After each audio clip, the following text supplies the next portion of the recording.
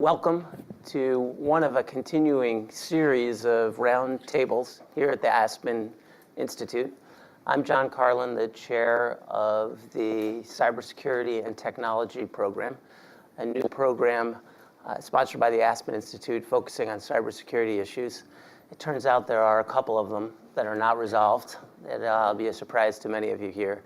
And we are very fortunate to have with us here today Rob Joyce, who I got the pleasure of knowing when I was in government as one of, and there are a few in this area who both claim the title of cybersecurity expert, actually know how to code, and have done some of the most complicated operations in the United States government in his long service as a career official at the National Security Agency.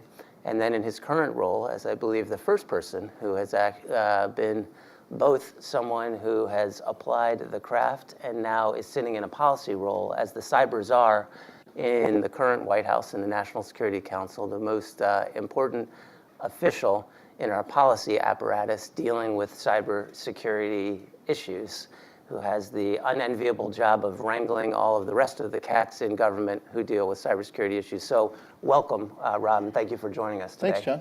Appreciate it. We're also fortunate because today there is some breaking news that at our prior Aspen Summit in Cambridge, we had a chance to talk to Rob Joyce about something called the vulnerabilities equities process. And he declared there that for the first time, that document that explains who the agencies are was going to be made public. And today it is being made public as we speak this morning. And so thought I'd start today by getting into that process with you, Rob. And maybe we should start at the beginning with what is the vulnerability equities process? Great. So pleasure to be here, and thanks to you and the Aspen Institute for hosting us again.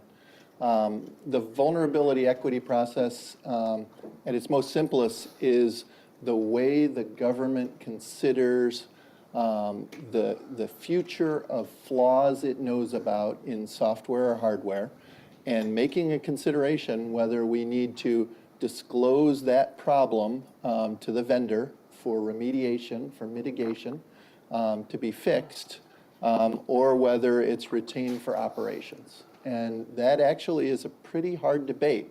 It's a sophisticated conversation. It's one the U.S. government's been having for a number of years. It's gone on at NSA inside the dual hat society that lives at NSA for a number of years. And then it was rolled up to an interagency process led out of the White House previously. One of the problems we found with that is that was held as executive privilege. Since it was run out of the White House, there wasn't a lot of detail about the considerations that went into those decisions. There wasn't a lot of information about who was in the room participating. And there wasn't a lot of transparency in just the whole way it was run, up to and including the information flow that was available to overseers. And as we entered into this administration, we felt that we needed a relook at it. And so we've been hard at work for several months, just starting from ground zero at reevaluating that whole process. It didn't change substantially, but it got a lot tighter with the lessons learned from the last couple of years. But the biggest thing today is, as you mentioned, it's the transparency part of it. So we'll be pushing out later today the charter, which includes the departments and agencies that participate, the criteria we use to discuss in the room, and even the considerations when something can't be adjudicated in that group. That's a small edge case, but that's in there as well. So we think this is a really important step forward, and talking about vulnerabilities in that process is a high priority for us. So you've been doing this for more than a minute. Let's say 10 years ago, explain a little bit, who finds a vulnerability in a software system? I guess it could be software or hardware. Mm-hmm. And then what do you do, what did one do once you found the vulnerability, say 10 years ago? So the vulnerability work is done in multiple places. It's done at multiple departments and agencies for intel operations, for law enforcement operations, and even now military cyber operations. So those are the capabilities that allow you to manipulate a system for the purposes of achieving those national security goals. It was done in the labs at NSA, CIA, FBI. It was also done at contractors, still is done at contractors. There's places where these vulnerabilities are purchased. And in that process, the discussion was, really what are the considerations for its use, and how is that counterbalanced by the risk to the systems of national security import, of great economic import, or even for political and relationship considerations. It was 10 years ago, much less sophisticated, but it was robust in kind of at least at NSA, in the dual hat nature of the director NSA, had both a protecting national security systems and producing foreign intelligence role. So just to try to make it a little more concrete for some, so it used to be that different departments and agencies would look at it. They each had their own processes for figuring out what to do with the information if they find that there's a vulnerability. And so when we say vulnerability, it might be just trying to make real for folks why you might tell somebody that essentially their door is unlocked, and why in certain circumstances you would decide, I don't really want to tell said foreign power that they have their door unlocked. I want to use it to gather intelligence. Could you walk through that a little bit? Sure. So there are people on both ends of this extreme, and what it really takes is a sophisticated conversation. The reasons you want to patch, you want to disclose, are because our society has grown intertwined with our IT technology. We run our government on it.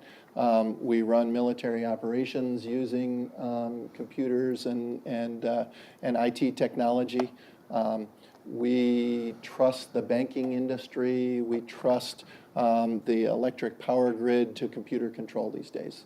So if there's a flaw in those systems, there is an imperative to close that hole and make sure it's not exploited to the damage of either our economic well-being, our financial well-being, or other purposes. So that's the very strong, real, palpable, and even growing case for disclosing and patching. On the other side of the ledger book, you've got the need to produce foreign intelligence, the need to support warfighters, the need to conduct operations in this new cyber environment. And in fact, a lot of the knowledge we get to defend against systems, our knowledge of who's coming at us, how they're coming at us, the success they're having, is gained from these same sorts of vulnerabilities to be able to do our own cyber operations. And so the key in that is having that robust dialogue about those two ends of the spectrum, because either extreme isn't good for the country. And before these processes existed, we had small pockets who worked in those extremes. You would have an intel agency who would just understand, find flaws, and prosecute them. And you would have defensive entities that were, we must patch everything. And because of this tension, both sides need to come away from that table a little bit unhappy. And I can tell you, chairing those meetings, that's the case, right? We have given up some really exquisite capabilities in the name of making sure our systems are secure.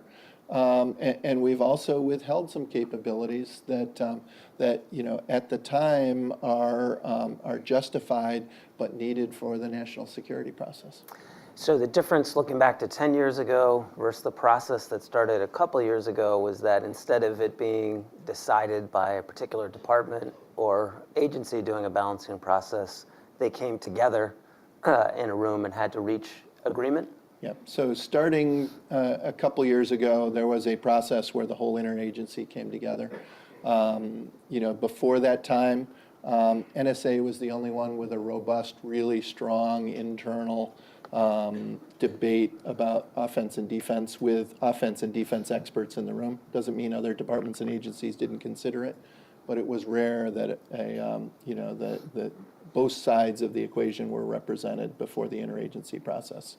So what we've got now is, we've got entities across the interagency who participate, and that was one of the, the smoke-filled rumors about the vulnerability equity process, was whether, certain equities were represented. There was a proposal to add Department of Commerce to the vulnerability equity process. Well, Department of Commerce was already there, right? They represented the commercial equities, the financial equities, and that Treasury was there.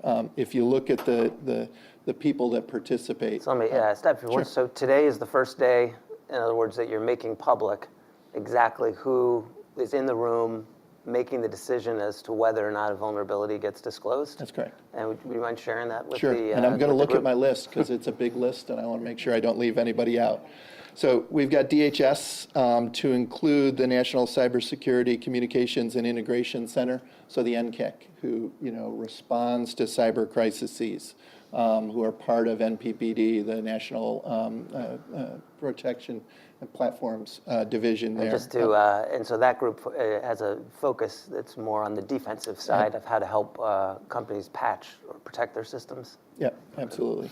And also under the DHS umbrella, Secret Service is in the room because of the importance of protecting the national level comms that serve the president and his ability to communicate in times of extremis. So you can understand they will be a loud voice if there's a vulnerability in a system that potentially could come back against our highest levels of communication. We've got the ODNI in the room as well, to include the Intelligence Community Security Coordination Center, the IC SSC. Department of Treasury is there to understand and represent the banking industry and the concerns in that part. Department of State's in the room. Department of State looks at the diplomatic equities of some of the vulnerabilities and the opportunities that they represent. Department of Justice participates, and that includes both big DOJ to consider the legal equities, and FBI to include the National Cybersecurity Cyber Investigative Joint Task Force, so NCI-JTF participates.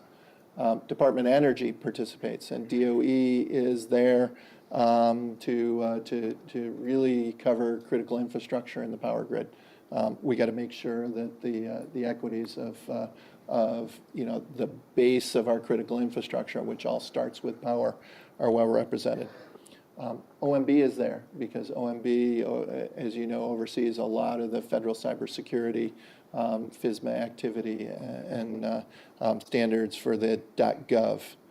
DoD is there, and that includes DoD elements for cybercom, DoD policy elements. NSA is there, and NSA includes both their information assurance mission and their foreign intelligence mission. Finally, DoD Cybercrime Center, the DC-3, who does a lot of the forensic investigations of intrusions and understands what's been exploited in that space. I mentioned earlier Department of Commerce is participating. Department of Commerce looks at the commercial equities of this because it impacts not only what are the issues that if a vulnerability were exploited could happen to commercial industry, but what are the equities of the vulnerability if it gets disclosed to a company who made that product, and what are the international considerations for our tech base being able to sell internationally. And then rounding out, we also have CIA, who is a foreign intelligence producer and operates in the cyber domain as well. So that's a pretty robust list. It's never been laid out as plainly and clearly in that role. But as you can see, there's a wide variety of opinions and viewpoints that come in the room And, oftentimes we reach quick consensus. Other times, it really is a hard-fought debate where, people don't see eye to eye. Let me ask you, so you've described before that you're worried in some respects, given our vulnerabilities, how many attackers there are out there, nation states ranging from Russia, China, North Korea, Iran, to organized criminal groups, and you've described that you're worried about the American public being like a frog getting boiled in a pot when it comes to cybersecurity. So given that dangerous world out there, let me back up one. Is there any other country in the world that has a process that you know of, like the vulnerabilities equity process, where when the intelligence agencies discover a vulnerability, you have a bureaucratic discussion as to whether or not to disclose it, and that you end up disclosing many of those vulnerabilities? Yeah. So I do think there are a few others. We've exposed this process to the Five Eyes Can you countries. explain who the Five Eyes is? So the Five Eyes are the U.S., the UK, Australia, New Zealand, Canada. Several of them have recently announced their own internal equities process. But I believe ours is the most sophisticated. It's certainly the most practice tested and experienced. But I also don't know of any other nation that really has this sophisticated discussion and is passing, who has these offensive capabilities and is passing vulnerabilities to the vendors to be fixed, right? If I talk to the big name West Coast Silicon Valley firms, they are not getting tips from Russia, China, North Korea, Iran about the vulnerabilities they've chosen to patch. It just doesn't happen. So I think we're not at either end of that spectrum, patch everything or exploit everything. There's a lot of countries over in the exploit everything bin. There are no countries who are in the patch everything bin. But I think the level of dialogue and the input that goes into our decisions is just outstanding. And what, could you give us a sense, how many of these exploits that are discovered are communicated to the private sector or the .gov regime to be able to be fixed? Yeah, the vast majority are communicated. We're more than 90% disclosing through this process. One of the things we're going to have as a result of this recharter is annual reports at the unclassified level. There's classified exposure and reports to Congress, but there'll also be an understanding of what I'll call the goes intas and goes outas. So how many vulnerabilities were considered, how many were disclosed, and how many were retained. Another key point is when a vulnerability is retained, it's not a lifetime waiver. We have a 6-month window. Every retained vulnerability is re-reviewed every 6 months at a minimum to be sure the conditions are still the same or similar to when we made that decision. And that's really important, right? There's rumors of this vast stockpile. I read articles, so the reporters in the room, please help me. Hoards and stockpiles should not be words that are in your articles. Factually inaccurate. So the concept is we need to push these out.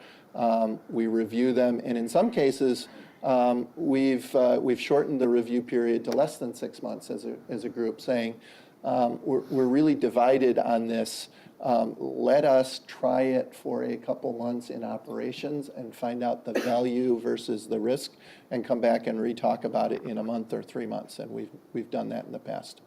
Explain to me, so in a world where the adversaries, the Chinas, the Russias, the North Koreas, are not sharing when they discover a vulnerability, and getting back to the kind of area of risk that we currently live in, where knowing those capabilities is very important, Why is it a good idea to have over 90% of the vulnerabilities that you find to be disclosed?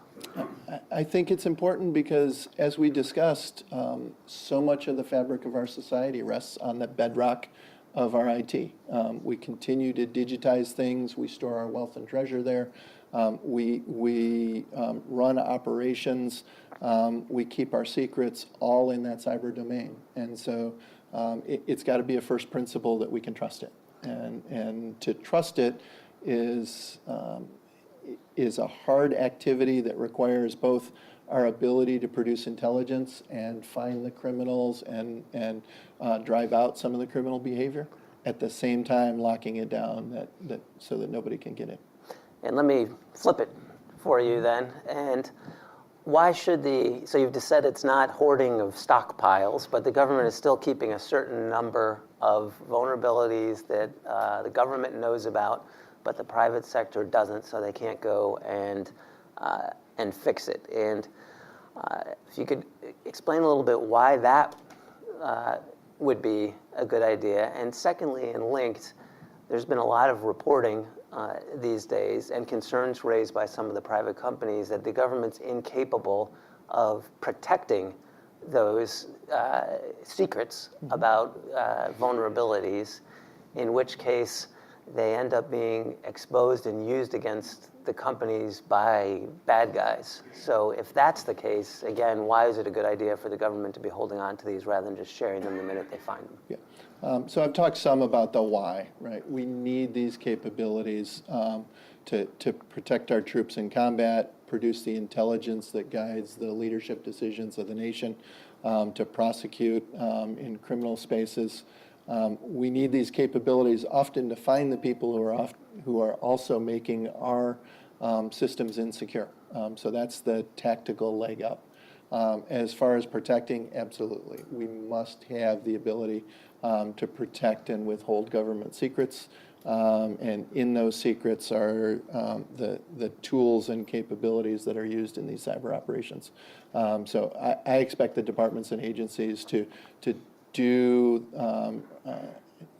world-class work to protect both from insider threat and technical threat, the vulnerabilities that we know about. And as the cyber czar, how are we doing? Are you comfortable with where we are on protecting our systems from insiders and from cyber attacks? Well, I think there's some notable examples of where we failed. But I also think that if you look at what the departments and agencies have done and are doing, we've been a really learning community in shoring up the flaws and errors of the past. So I do have confidence that we can protect that data. And are there any initiatives that you're driving to work on better protecting that type of information, vulnerability information? Yeah, so I think the executive order EO 13800 that President Trump signed is laying that framework.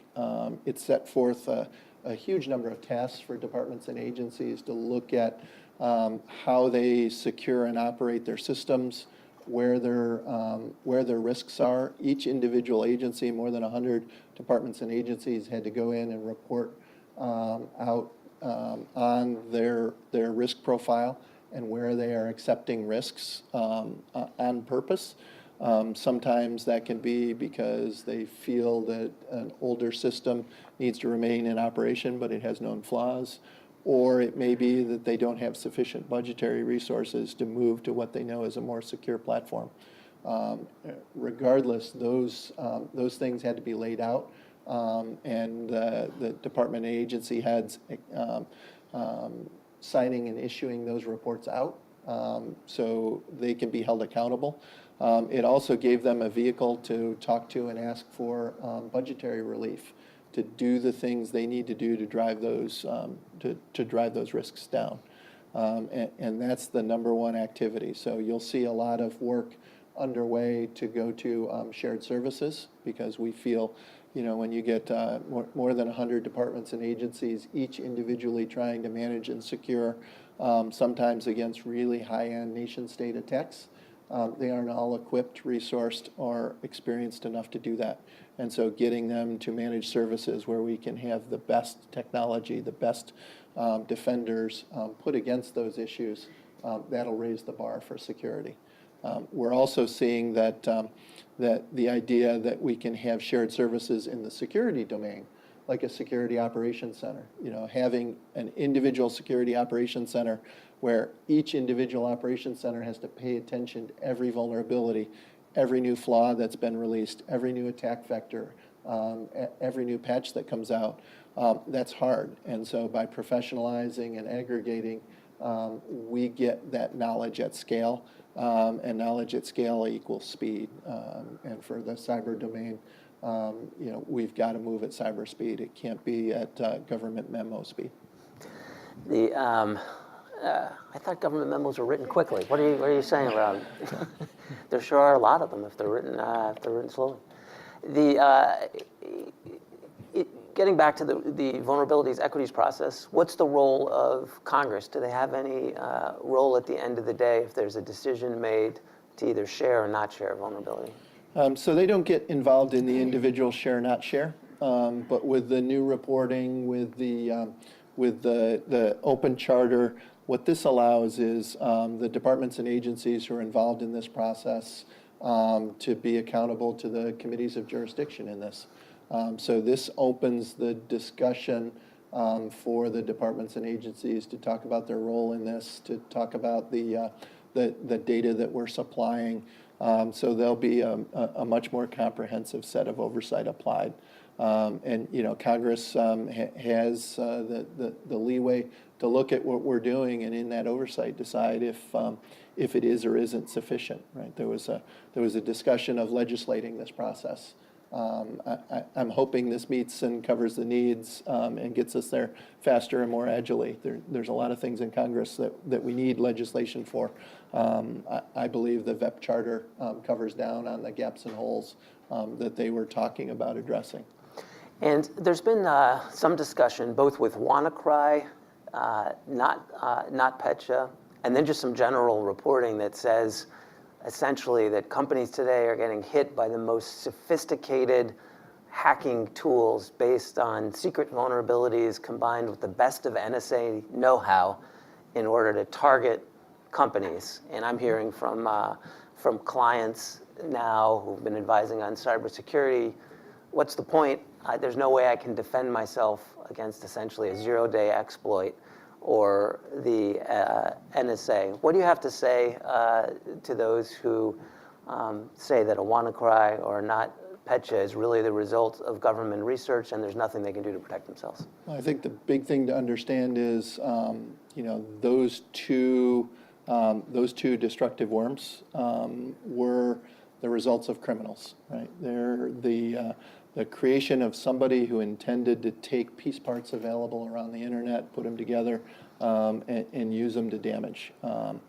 The vulnerabilities themselves that mattered in those cases, not Petya, spread because of credential stealing. There's a very simplistic way to scrape credentials. It's known as Mimikatz, is the technical tool that was embedded in there.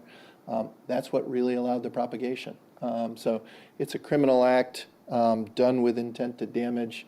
I don't think you bring it back around here. I won't talk to the connection to government pieces, but I think people in the tech industry who look at where the damage was done, it was, again, going back to your term, the basic blocking and tackling that companies need to protect against the initial attack vector, which was, in the case of not Petya, was a compromised watering hole attack against a Ukrainian tech server. Can you just explain what a watering hole attack is? So a watering hole attack is, everybody's going to come to one place, right? It's the Serengeti watering hole. The predators will stake out the watering hole and attack those that come there. So in the case of this event, somebody looked at a Ukrainian tax service and said, people are going there, they're the folks I want to get at. I'm going to compromise that server, and then I'm going to have it distribute my malware. And so that's the initial attack vector for that NotPetya. And then once it got in systems, it looked at the credentials of the system it landed on and said, hey, can I spread using the credentials that are here? It could, and it did, to great damage at times. And what about WannaCry? Similar, it had a number of propagation methods. In that, I think the biggest thing to know about WannaCry is it was talked about as ransomware. It wasn't. There was no way to unransom your systems in that. It was a capability that was intended to cause disruption and did. Any updates on the assessment of who did it with either WannaCry or NotPetya? I'm not going to jump out there in this forum. Thanks. More news to make today? No, we got our one big. I'm not going to steal the win from the vet. All right, and then I'm going to ask one other line and then open it up for some questions. But I've noticed out in the private sector as well that there's some confusion about this discussion, the discussion of vulnerabilities that might get exploited by an intelligence agency and so-called 702, or the statute authorizing the government to collect. Could you explain a little bit what the difference is, and then we'll dive more deeply into 702. Yeah, so the vulnerabilities process is looking at the capabilities that will enable technology for both defensive or offensive capabilities. It really is the building blocks that go into a wide variety of cyber operations in the government. 702 is an authority that allows collection. So there's the difference between a capability and an authority. For 702, the important thing to understand is why do we need it? What it is set out to do is to cover down in a gap in our authorities for when the intelligence community knows that the target of a foreign intelligence investigation is located overseas, but may be using domestic IT infrastructure to communicate. So, a good example is if we have ISIS terrorists who happen to choose a US email provider. There was a time where, because they were overseas, believed to be foreign, we would talk to the FISA court and say, we need a warrant because their comms are going through this US service provider. And the FISA court said, I don't have jurisdiction. It's not a US person. It's a person believed to be foreign and overseas. And so I don't have jurisdiction to actually compel the collection. We'd try to go to the service provider and compel that collection, and they would say, I want to support, but I can't turn that data over because of the intercept rules. It's being collected on US soil. And so there was a gap in the authorities in that space. The 702 authority was set up to close that gap, giving jurisdiction to be able to issue a legal instrument to those providers and say, we've got a known target overseas for foreign intelligence. The collection needs to be done on US soil. Please bring me those communications. Please provide them under court supervision, under an authorized program, subject to tremendous oversight to include the agencies doing the collection, the IGs involved in that, to include Congress, a rigorous oversight component. And it's been a really powerful tool. We are blessed that the US has tremendous access to the internet. We've got tremendous innovations in the providers that provide services here in the US. And so making sure that there's not a gap when foreigners are creating a national security threat, that they get safe harbor in the US simply because they've chosen a US provider. That's what it's intended to cover down. That's why reauthorization of 702 is so important. And it's had tremendous operational success in the counterterrorism world, in the counter-cyber world, and other areas. When does it expire? It sunsets at the end of the year. So we're up against the end of the year congressional deadline. And what would happen if it expires? We go deaf and blind to foreigners communicating using U.S. service providers. And if you think about those big services provided through the U.S., that is a tremendous gap in our understanding of the threats against the nation if we go dark on that. It's November. It's November. So what's going on on the Hill. Yep. So Congress has been attentive. They've been working hard. I think we got past several months ago. We got past the point of whether we should have 702 or not. I think we've got good support on the Hill. Right now, we're debating about the edges of how it will be executed. The administration really was asking for a clean reauthorization, saying it's not broken, don't fix it. There's been some discussion about whether we need warrants on the back end of the 702 collection to look at the outputs of that collection. So from the federal government operational side, there are times when we have targeted foreign overseas intelligence targets. They've resulted in collection that is now collected in the databases of the government. And the question is, what can we look at the outputs of that legitimate, lawful collection for? And the courts have already ruled that it's reasonable in both other foreign intelligence cases and some criminal cases to be able to go in and query that already collected material. So let me give you an example. We had the heinous incident up in New York City where a foreigner here on a visa got into a vehicle and ran down innocent people on the street. Right? They were killed and maimed, in what appears to be an act done on behalf of ISIS. So as soon as local law enforcement and the FBI got a hold of that guy, understood his identity, the first thing the FBI wants to know is this part of one of many simultaneous attacks that are going to occur today, right? They're immediately thinking about, is this one piece of a larger activity? And so you want to bring all tools available to understand the scope and breadth of that threat. One of the things that will happen today is they will take the phone numbers and the emails from that person as soon as it's understood, and they'll run it against the collected 702 data. So this is not a blanket collection against that terrorist who just committed that act. It is collection against things that have already been collected from known terrorists. So I, Rob Joyce, citizen of the US, want my government to be able to connect those dots. Remember the hearings we had, the vilification about not having the left hand know what the right hand is doing.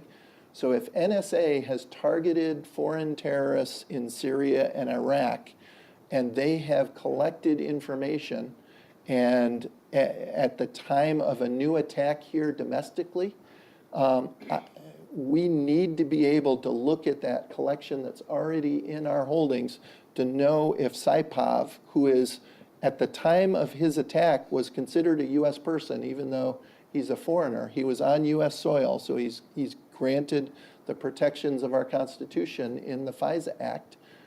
So we would take, even though he's a U.S. person at that point in time, we would take and run against the 702 data to see if Saipov, who just killed those people, was ever in communication with a known terrorist overseas. And if he was, who else was?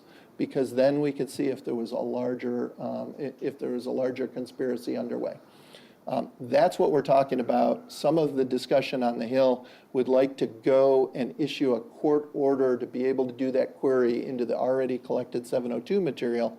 And operationally, we don't find that viable.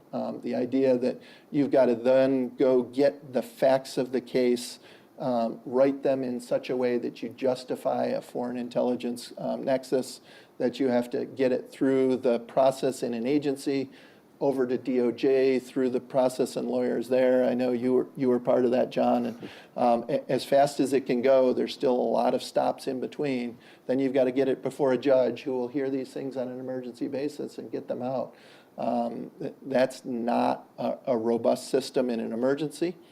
And then it has a chilling effect on the day-to-day activity of terrorism activities, right? So if we've got somebody and they are suspect in a CT investigation, I want them run against all of the foreign intelligence collection overseas that NSA knows about to see if they have a link, right? These are the things we're trying to preserve in looking for the reauthorization of 702. Those are the things that are hotly debated, and I'm hoping that we'll get some good language out of the Hill that considers these things and really doesn't walk us back from and rebuild the wall between law enforcement and intelligence that we learned hard lessons about after 9/11. Let me open it up to questions from the audience.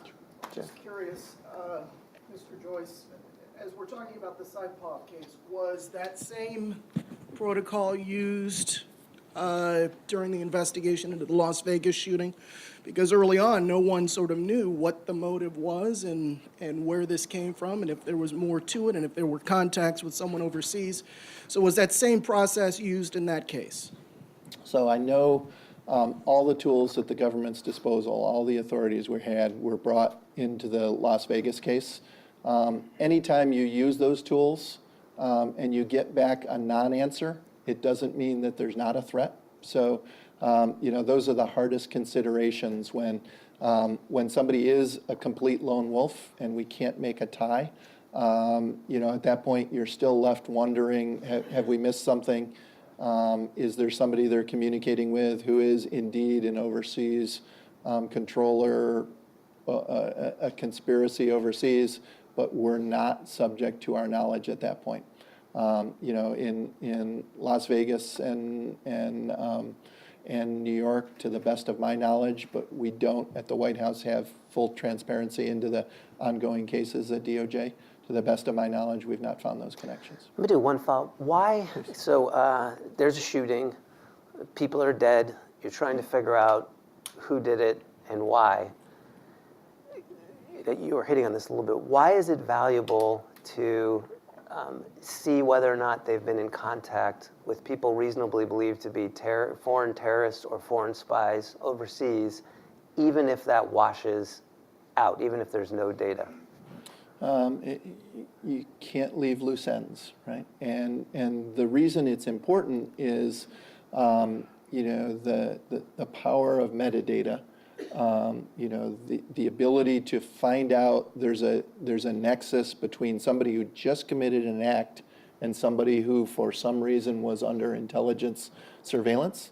At that point, you really want to double down on that nexus and find out, are there other active tendrils, and to start to look for co-conspiracy. And is the negative helpful, though? Finding that it's not there when you're trying to figure out where to put investigative resources? It is. You will rebalance your cases based on the best available leads. And so being able to shed some of those leads in a world of finite resources gets you the farthest, the fastest. Yeah, great job. Question here.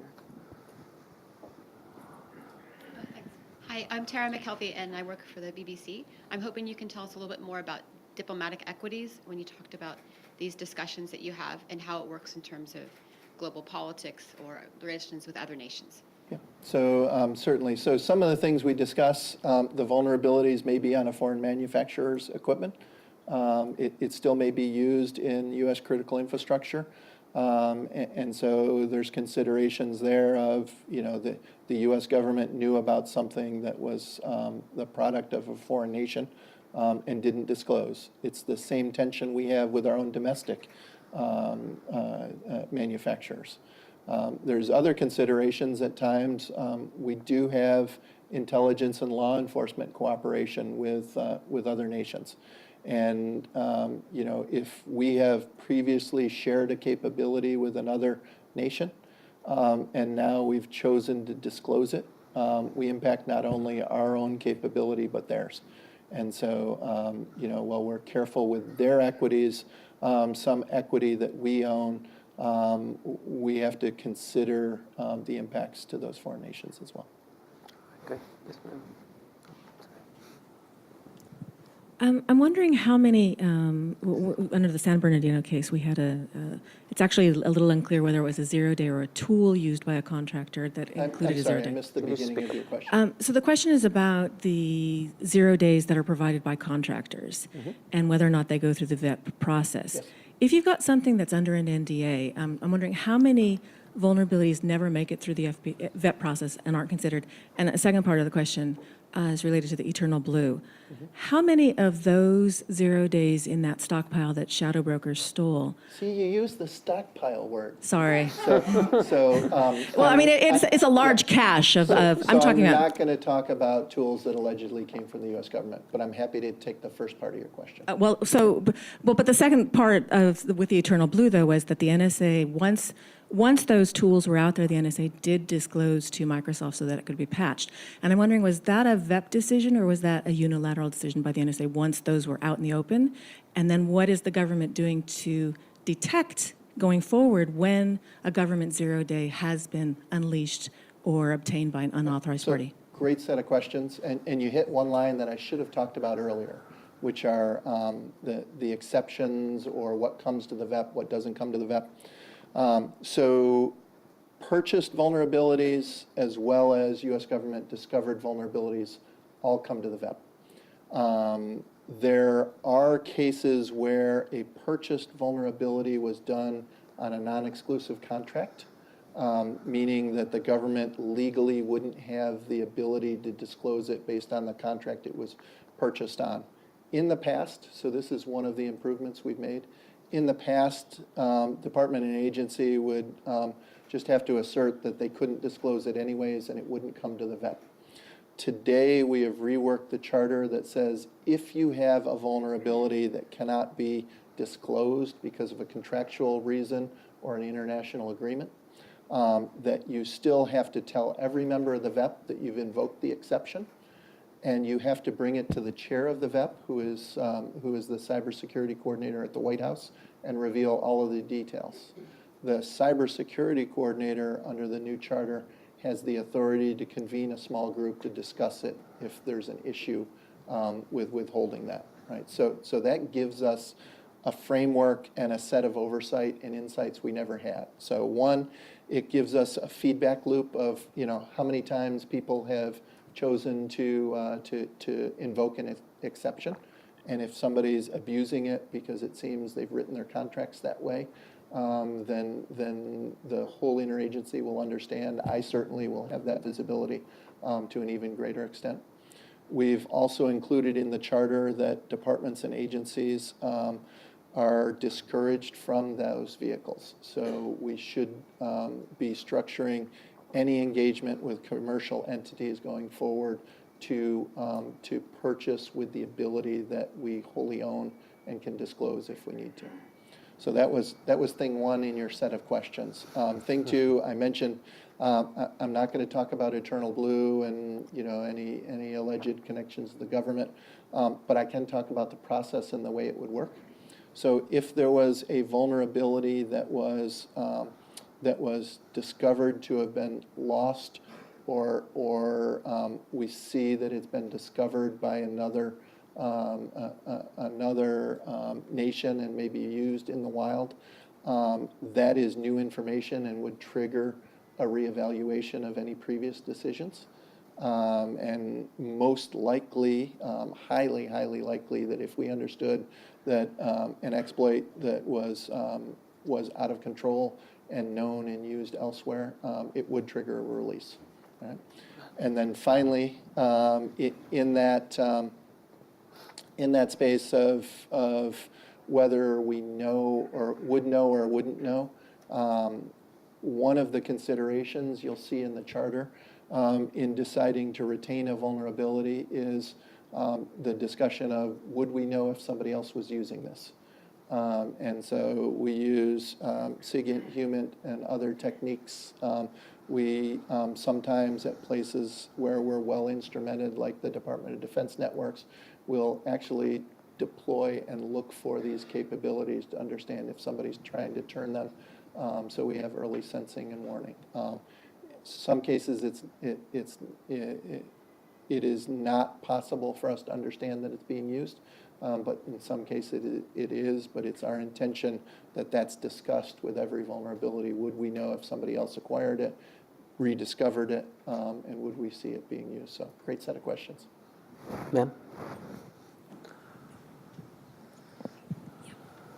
Hi, I'm Ann Weigel with Communications Daily, and I've been following the progress of the surveillance legislation in Congress. And yesterday, Attorney General Sessions seemed to indicate he would be continuing discussions, but this was in the House Judiciary Committee, which, as you know, has passed the USA Liberty Act. I'm curious how hard the administration will push for a clean and permanent reauthorization, or do you expect there'll be some compromise? Yeah, there will be a compromise. The point we're at now, it's clear a clean and permanent reauthorization. If you look at what the Senate put forward, what House Judiciary put forward, what's still being discussed in House Intel, I think there's going to be something in the changes. So, we're trying to provide technical support to the folks that are doing drafting so that we get the best possible bill. All right. Sir? Mark Line from the VA, and it's great to have you here, and thank you very much. This discussion can go on all day, and it will go on for many years to come with your administration's leadership. The President's strengthening cybersecurity order builds upon and I think enhances the previous administration's cybersecurity plan. Included in the plan and the foundations going forward is the Underwriters Laboratories Cybersecurity Assurance Program. In cooperative research and development, we're leading a collaboration, VA, Underwriters Laboratories, for medical device cybersecurity standards, looking at the vulnerabilities and threats for medical devices that our veterans, most dearly prioritized. This focuses on the Internet of Things and medical devices connected to our veterans networks. Mm-hmm. Can you comment about healthcare and devices and cybersecurity? Yeah. Well, thanks. I think when you look at any critical infrastructure, and healthcare is considered part of our critical infrastructure, we've got to make sure it's robust. The Internet of Things is connecting devices at a scope and scale never before seen. And unfortunately, some of those devices are being built without the best considerations for how they're deployed with security and how they're maintained in an environment where you need to update and patch them. So we're hoping through the work of the executive order, through some good engagements with the commercial industry, to drive the IoT ecosystem to adopt some basic security fundamentals, to include that it's secure by default, that it doesn't come with default passwords that could be exploited, that it has the ability to be updated, that the best devices will sign their firmware and update over an encrypted channel so they can't be exploited during deployments, and that the manufacturer commits to supporting them for a reasonable period of time. Those kind of things will make the ecosystem so much better, and so we're looking for ways to encourage good market forces to adopt those activities. Rob, last time you were with us, you said you try to make the vulnerability equity process transparent in about a month, and you're back to do it. Any time frame on when we might expect an announcement of a structure or a framework to make the Internet of Things more secure as it goes forward? Yeah, I've learned unless you're really at the edge of delivering something, you don't make promises on policy deliverables. We do a lot of coordination. If you look at the folks that have an element of cyber across the U.S. government, it's just a wide and diverse group of folks. So coordination's difficult. Given the urgency of the Internet of Things problem, is that an area where you think there should be congressional action? Are we doing enough fast enough? Yeah, so I know Congress is talking about some innovative things. We got to strike that balance between innovation and regulation or innovation and law. One of the challenges we have in cybersecurity regulation or law is all the multiple overlapping jurisdictions. If you've got a company that wants to do business and each state has their own law, the federal government has a law, you might have multiple regulators inside those various states and even multiple federal regulators, and then you start to get to the international marketplace. It's really a challenge for both the equipment manufacturers, the operators, and folks who are trying to do the right thing, because at times, depending on the jurisdiction they're in, they can get competing regulations that tell them to do the exact opposite things. So we're mindful of that. We'd like to use good market forces to drive things rather than regulation, but there are probably places where regulation and even above that law is needed. Yes, sir. Thank you. My name is Gopal Ratnam. I'm a reporter with Congressional Quarterly. I want to ask you a little bit about the process in the vulnerabilities, equities, decision-making.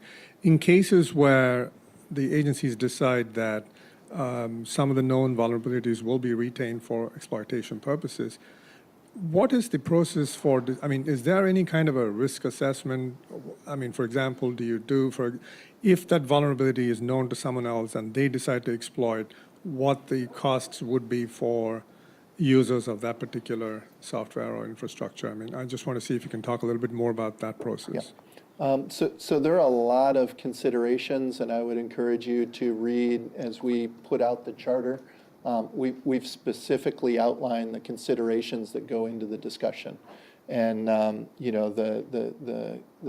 cost equities of that are part of that discussion.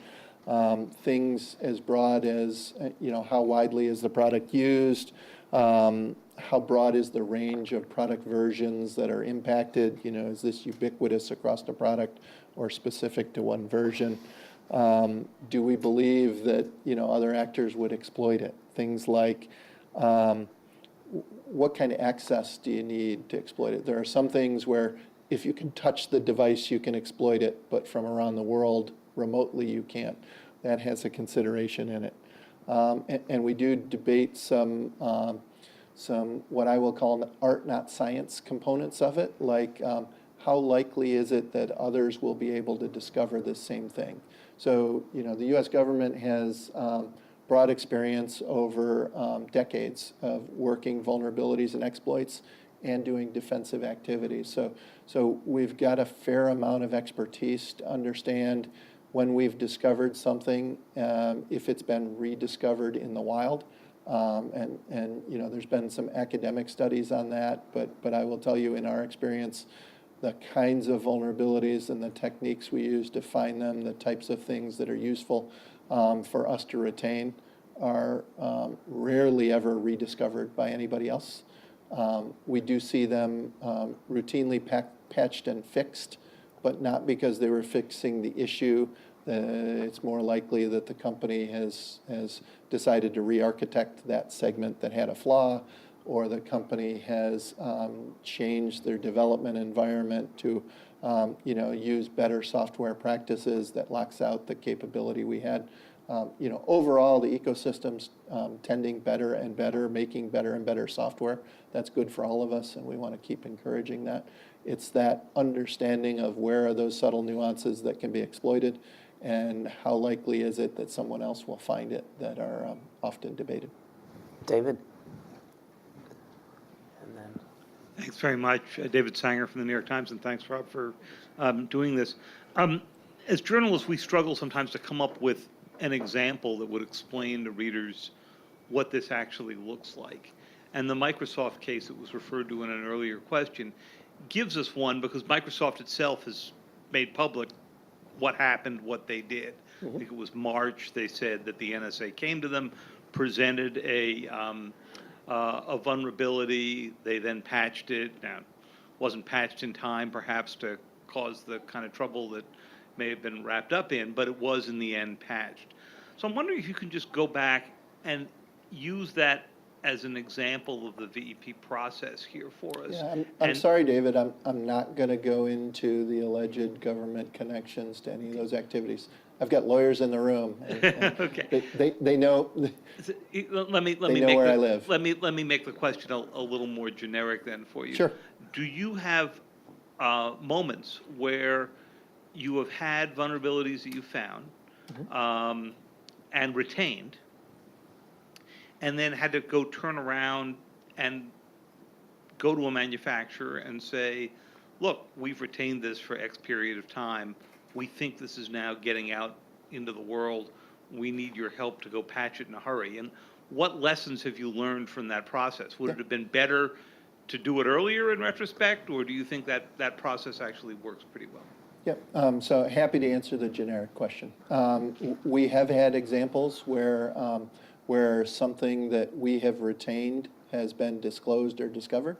And so at that point in time, we have a pretty expedited process to begin the dialogue with the company. It varies a lot as to how that dialogue's gone. There are cases, and you'll see in the considerations of retain or release, one of the things we talk about is a company likely to patch? So we have had some interesting anecdotes over the years where we've gone to the companies and told them, here's a flaw, it needs to be fixed in your device.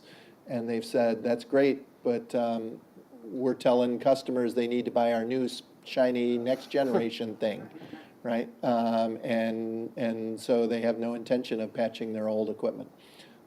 In that case, pay attention to the DHS advisories that come out, right? So we're advising people about insecurities of equipment that's no longer supported and upgraded from manufacturers.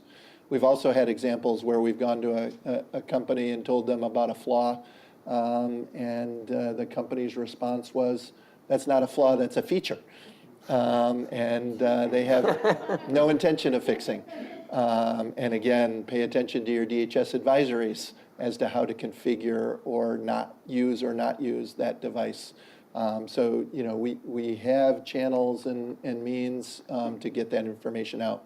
We also have, worked with manufacturers who have rapidly issued patches and updated systems. And, we're still seeing years later, both domestically, despite the company, despite the advisories to patch and upgrade, we're still seeing vulnerable machines, vulnerable software in use. So that's another of the examples of you can lead a horse to water, but you can't make him drink. So it's a wide and vast array of experiences. We have, as I said, evolved this charter based on the lessons of the last couple of years running the VEP. We've streamlined the process for disclosure so that if we make a decision that we've got to disclose, one, if there's urgency, there's a light process where if it's really, no kidding, going to be uncontentious and easy, we can run that through very fast and then reach out to a company rapidly.